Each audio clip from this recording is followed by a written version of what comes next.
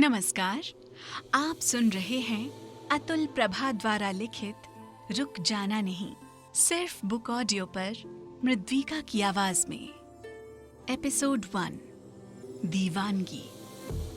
जिंदगी का मकसद जिंदगी के भेदों तक पहुंचना है। हर दीवानगी इसका एकमात्र रास्ता है। खलील जिब्रान। समय फरवरी 2019। स्थान पुणे मुंबई एक्सप्रेस हाईवे। फरवरी की गुलाबी सुबह थी। अनुज पुणे से मुंबई जा रहा था। अनुज पुणे की एक जर्मन आईटी कंपनी में मुख्य वित्तीय अधिकारी था। मुंबई में इसी कंपनी की ऑटोमोबाइल स्विच बनाने की फैक्ट्री भी थी। पुणे में रिसर्च का काम होता था। अनुज को प्रत्येक महीने एक दिन के लिए पुणे ऑफिस से मुंबई फैक्ट्री के वित्तीय निरीक्षण के लिए मुंबई जाना पड़ता था। पुणे मुंबई एक्सप्रेसवे की बात ही निराली थी। पुणे से निकलते ही सह्याद्री पर्वतमाला के पहाड़ आरंभ हो जाते थे। इन पहाड़ों के बीच विश्व स्तरीय सड़क मार्ग कभी सीधा तो कभी बल खाता हुआ चलता रहता था। बारिशों के मौसम में सब कुछ हरा भरा नजर आता था। अनगिनत छोटे छोटे झरने पूरे रास्ते में देखने को मिलते रहते थे। पुणे और मुंबई के बीच में 2 स्टॉप ओवर पॉइंट भी थे, जहां पर अनेकों रेस्टोरेंट थे जो यात्रियों की थकान उतारने में मदद करते थे। अनुज खंडाला की खूबसूरत पहाड़ी पार करके अब मुंबई की सीमा पर पहुंचने वाला था। मौसम सुहाना था, हल्की सर्दी थी। कंपनी की कार ड्राइवर चला रहा था। अनुज कार में आगे की सीट पर ही बैठा था। कार में आगे बैठकर उसे 2 लाभ होते थे। पहला, वो सभी बाहर के नज़ारे अच्छी तरह देख सकता था और अपनी जिंदगी के फलसफे को और समृद्ध कर सकता था। दूसरा, वो ड्राइवर से बातचीत कर सकता था।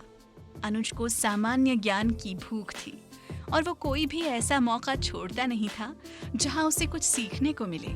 वो 500 लोगों की कंपनी में अधिकांश लोगों से मौका मिलने पर बातचीत कर ही लेता था, चाहे कोई बड़े से बड़े पद पर हो या छोटे से छोटे पद पर। अनुज सबसे सहज रूप से बात करता था।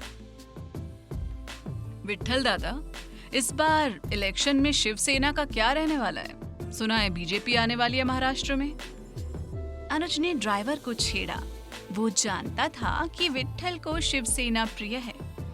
नहीं सर, शिवसेना को कोई नहीं हराने को सकता इधर महाराष्ट्र में, 50 साल तक भी नहीं।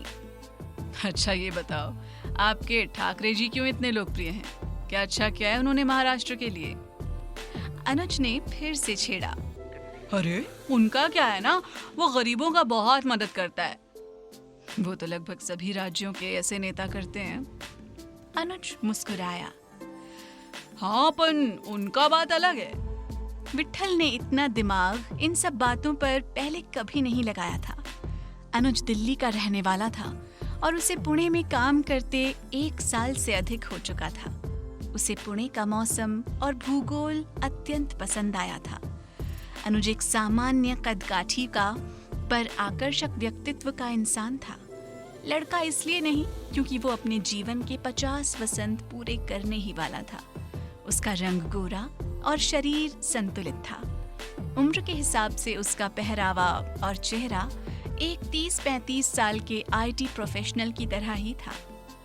हालांकि जैसा कि पहले जिक्र हो चुका है, उसका कार्य क्षेत्र फाइनेंस था। तभी अनुज के मोबाइल फोन की घंटी बजी। ये नंबर अनुज के पास दर्ज नहीं था।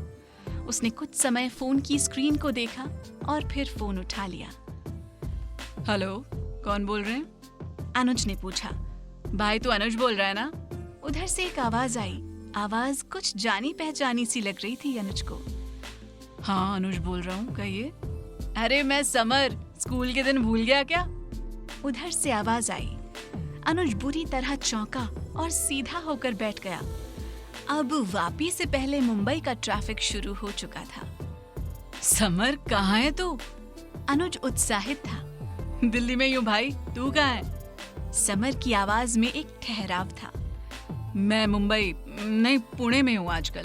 अगले हफ्ते दिल्ली आ रहा हूँ। आते एयरपोर्ट से सीधे तेरे पास मिलने आता हूँ। अनुज की आवाज से उसकी प्रसन्नता छुपाए नहीं छुप रही थी। इसके बाद अनुज और समर के बीच और बहुत सी बातें हुई। फोन रखकर अनुज 35 साल पहले की यादों में डूब गया। वो उस जमाने को बरसों से भुला बैठा था। उसे लगता था कि वो पिछले जन्म की बातें हैं, वो लोग कभी लौट कर नहीं आएंगे। वो एक ब्लैक एंड वाइट जमाना था। अनुज बीती बातें याद करके मुस्कुराने लगा। 70 और 80 का दशक, अनुज को सब कुछ याद आने लगा। उधर विट्ठल समझ गया कि अब उससे साहब कठिन सवाल नहीं पूछेंगे, वापस जाते हुए देखा जाएगा। विट्ठल आराम से मुंबई की सड़कों पर ट्रैफिक से बचते हुए चलने लगा। एफएम रेडियो पर एक मराठी गाना चल रहा था। विट्ठल कार की स्टीयरिंग पर उंगलियों से संगीत बजाने में मग्न हो गया।